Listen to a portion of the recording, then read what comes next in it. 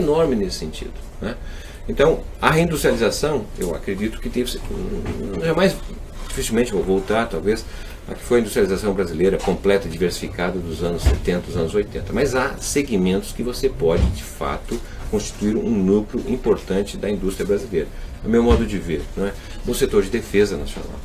Esse é um setor que não é de importação, nós podemos fazer produção que tem capacidade tecnológica, tem capacidade empresarial, é possível dar passos importantes, vinha sendo dado, inclusive, do ponto de vista da compra do avião supersônico, do ponto de vista de equipamentos de telecomunicações, o satélite que está agora para ser inaugurado, que daria uma certa autonomia para as Forças Armadas Brasileiras. Você tem um espaço de construção da indústria nesse segmento, não é?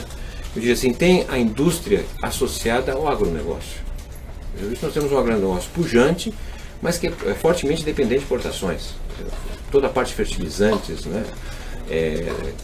A parte química, vamos dizer assim, ela vem importada. Então, tem um eixo para fazer a industrialização, inclusive olhando o centro-oeste brasileiro, deslocar um pouco a indústria nesse sentido, ou colocá-la em novas regiões. Você tem o complexo da saúde, com o sistema do SUS, com as compras que são feitas no Brasil, só as encomendas do SUS são suficientes para, na verdade, sustentar um grande complexo industrial na saúde, né? E você tem, eu diria assim, o espaço, que ainda com grandes problemas, mas é um espaço que não pode jogar fora, do complexo de petróleo e gás, que também ramifica para várias possibilidades. Então, só listando aqui você tem 4 complexos que seria possível uma plena recuperação nesse sentido, mas obviamente que isso aí não sustentaria o país de dimensão continental. Por isso que eu estou imaginando essa ideia da industrialização, a interiorização da indústria no Brasil, o avanço do serviço, porque o grande empregador é o... Nós queremos sonhar o sonho do Getúlio no nosso tempo, um país industrializado, voltado para a indústria desse tempo. A indústria do nosso tempo é a chamada indústria 4.0. Nós não partimos de uma situação fácil, dada a destruição da indústria nacional. Mas, por outro lado, há uma oportunidade importante. A indústria 4.0, por suas características, permite que nós pulemos fases, que nós nos adiantemos, desde que tenhamos decisão política nesse sentido. E isso é o mais importante, desde que tenhamos poder político que esteja a serviço do desenvolvimento do Brasil, que esteja a serviço de um projeto para o povo brasileiro.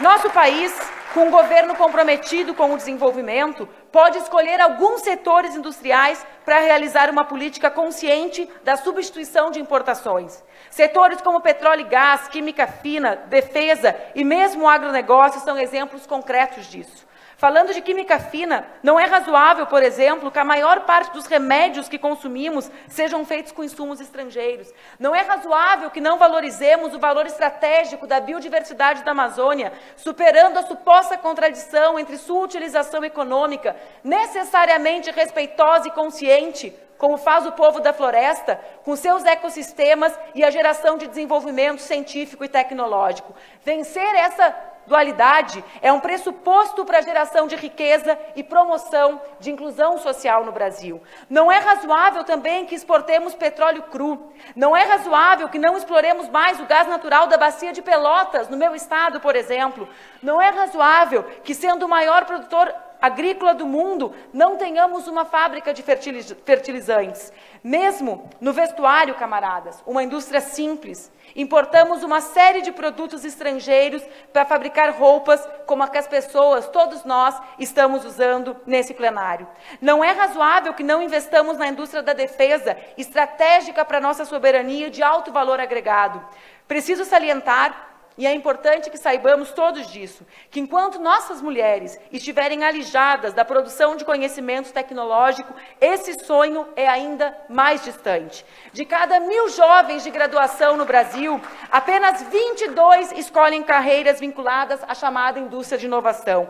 Destes 22, apenas uma é mulher. Ou seja, é preciso fazer com que nossas meninas tenham espaço nesse sonho de Brasil desenvolvido, como há anos nos dizem as camaradas da União Brasileira de Mulheres.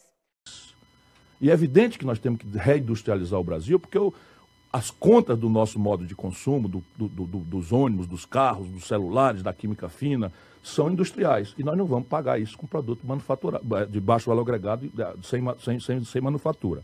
E o Brasil tem revelado 4 grandes blocos, por onde a gente pode começar e mostrar para todos os outros blocos uma dinâmica.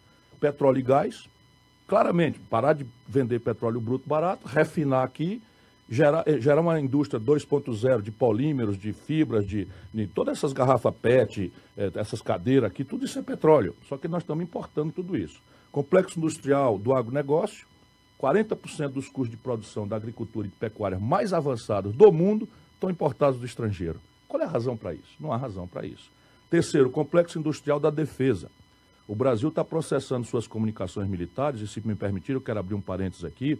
É muito grave o que o senhor Michel Temer, de forma canalha, me perdoe o mineiro, mas não é possível a gente não chamar atenção, convidou as tropas militares americanas para fazerem manobras na Amazônia brasileira, em conjunto com as nossas Forças Armadas, na fronteira com a Venezuela. Isto viola uma tradição centenária do Brasil. O Duque de Caxias deve estar revirando nos túmulos, nossos militares não deviam tolerar uma brincadeira dessa. E eu pergunto a quem aproveita as Forças Armadas de uma potência estrangeira fazendo operações no território brasileiro em tempos de paz, logo na Amazônia. Esses dias, esse canalha, desculpe, não há outra palavra. Para quem vende a pátria, a palavra talvez fosse até pior. Este canalha revogou uma reserva que é do tamanho da Dinamarca para entregar às multinacionais de mineração, ferindo uma reserva que foi feita pelo regime militar. Não é negócio de esquerdismo, marinista e tal. Foi feito pelo regime militar porque era sensível de ocorrências minerais, de recursos naturais, de recursos hídricos e de populações tradicionais. Eu fecho parênteses, mas eu não posso deixar de ajudar o povo brasileiro a entender a extensão. O quarto bloco é o mais fácil de explicar, mas é tudo igual. Complexo Industrial da Saúde.